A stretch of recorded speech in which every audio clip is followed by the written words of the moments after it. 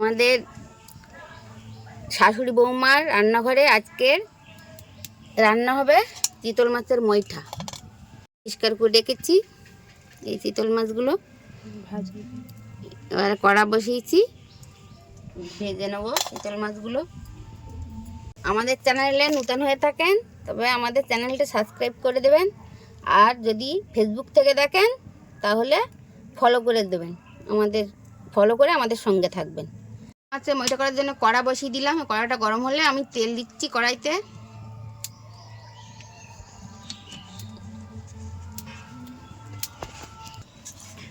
এই মাছগুলো লবণ ও হলুদ মাখিয়ে নিচ্ছি, বেশি হয়ে যাবে। মাছগুলো আমি লবণ ও হলুদ মাখিয়ে নিলাম। এই চিতল মাছগুলো কেটে ধুয়ে পরিষ্কার করে লবণ হলুদ মাখিয়ে নিলাম আমি।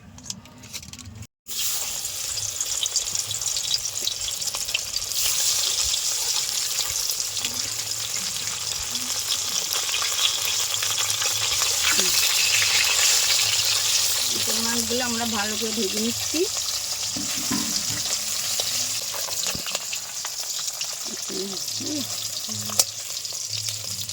চিতল মাছগুলো আমরা ভেজে তুলে নিলাম, পাত্রে তুলে নিলাম।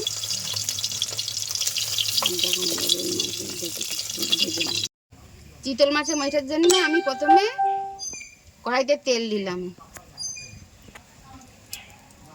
চিতল মাছের মৈঠার জন্য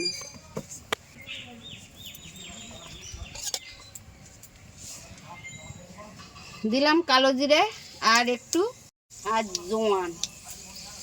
কালো জিরে আর জোয়ান দিলাম ফোড়নে।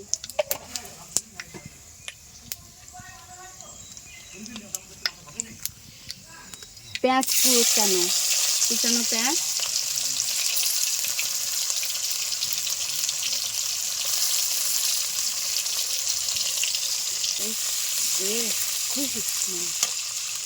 দিলাম রসুন কুচি,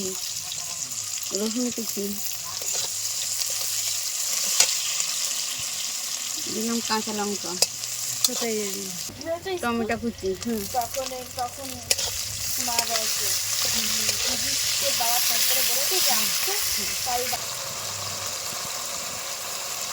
আদা রসুন পেঁয়াজ বাটা,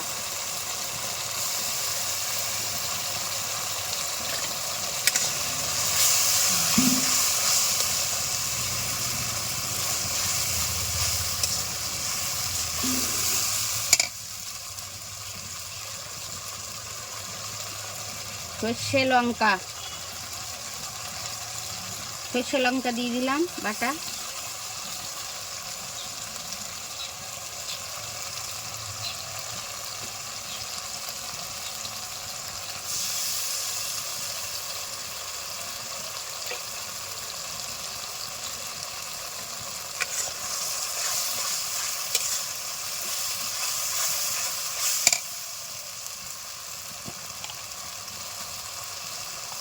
দিলাম একটু হলুদ গুঁড়ো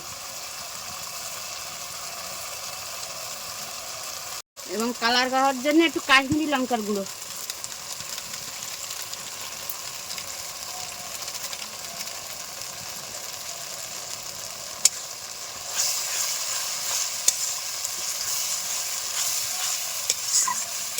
এটা ভালো করে কষিয়ে নিতে হবে যাতে ময়লাটা না পড়ে যায়। একটু জল দিলাম।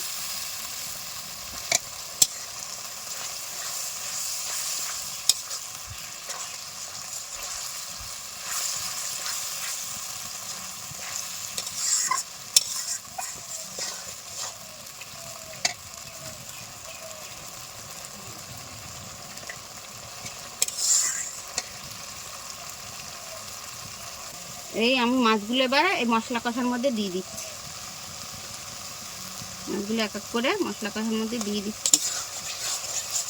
মশলার তেল ছেড়ে গিয়েছে, এবার মশলাটা আমার হয়ে গেছে, তাই মাছগুলো দিয়ে দিচ্ছি আস্তে।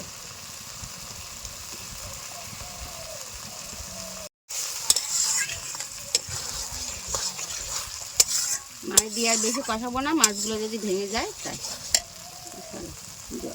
এবার জল দিয়ে দিচ্ছি। এবার জল দিয়ে দিলাম।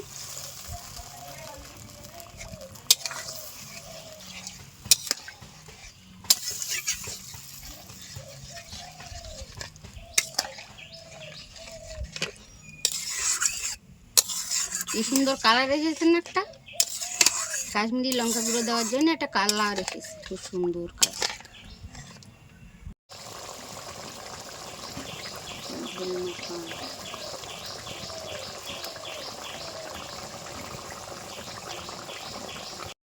এ নামিয়ে নিয়েছি মুইঠা।